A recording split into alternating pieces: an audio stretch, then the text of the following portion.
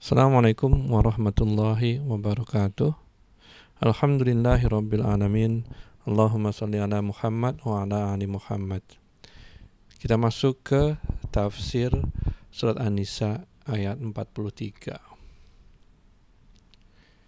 Kita berpindah kepada hal-hal yang Allah minta kita untuk hindari ketika kita hendak melakukan sholat. Apa itu? Kita mulai. A'udzu billahi minas syaitonir rajim. Ya ayyuhalladzina amanu, wahai orang-orang yang beriman, la taqrabus sholata, janganlah kalian dekati solat kalian, wa antum sukaro, dan kalian dalam kondisi mabuk, intoxicated, nggak sadar karena habis minum khamr. Hatta ta'lamu, sehingga kalian mengetahui ma taquluna, apa yang kalian ucapkan. Jadi kondisi kesadaran yang Allah minta, yang Allah tetapkan adalah ketika kita tahu apa yang kita ucapkan. Karena di dalam sholat terkandung doa, terkandung pengagungan Allah. Sungguh sangat menghina sekiranya kita tuh melafazkan doa, mengagungkan Allah tanpa kita sadari atau terlewatkan karena mabuk. Nah, ulama sepakat bagian ini sudah dimansuh. Teman-teman mungkin tahu bahwa khamr ini spesial. Khamr ini sesuatu yang lezat sesuai dengan hawa nafsu manusia. Maka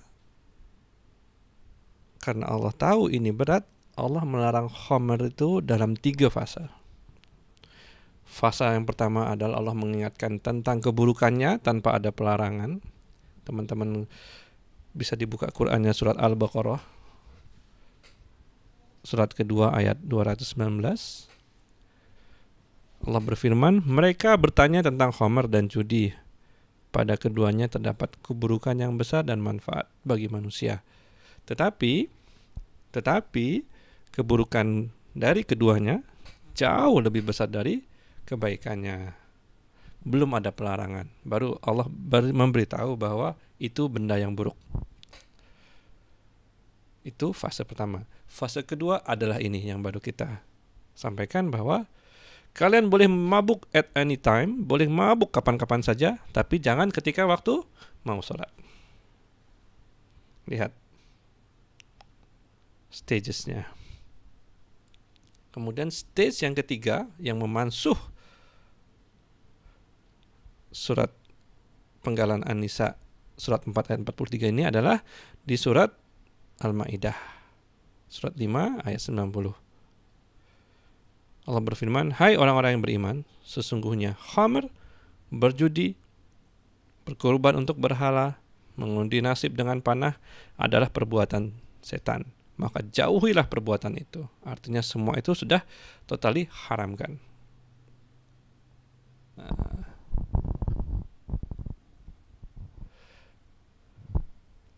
Kemudian apalagi yang Allah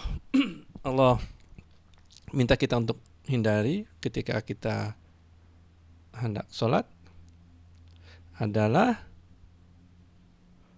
wala junubah, dan jangan dalam keadaan junub, illa, kecuali abiri sabirin hatta taghtasilu, kecuali sekedar berlalu saja jalan di masjid atau tempat sholat sehingga kalian mandi besar. Jelas sampai sini? Wahai orang-orang yang beriman, jangan kalian mendekati sholat. Apa saja 2 kondisi yang ditetapkan oleh Allah? Yang pertama adalah kondisi mabuk, yang kedua adalah kondisi junub. Nah, selanjutnya Allah memberikan keringanan sekiranya kita tidak berjumpa dengan air. Wa in kuntum, dan jika kalian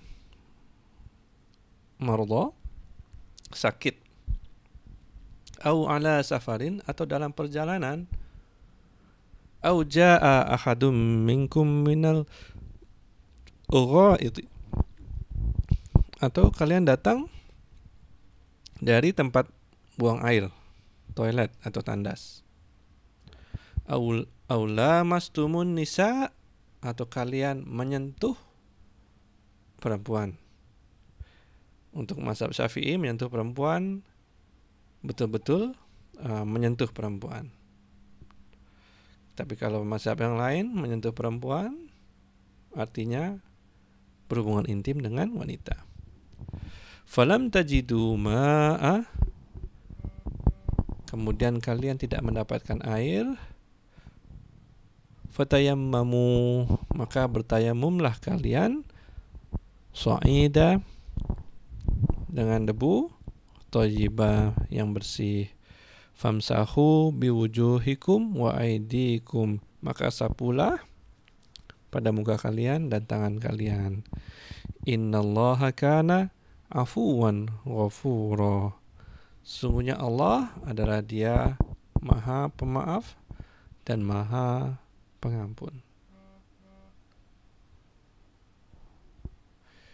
Jadi kalau kita dalam perjalanan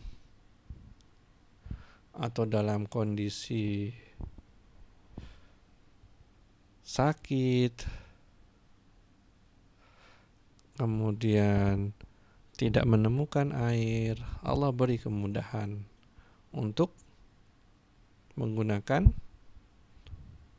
debu sebagai sarana pensucian diri sebelum sholat.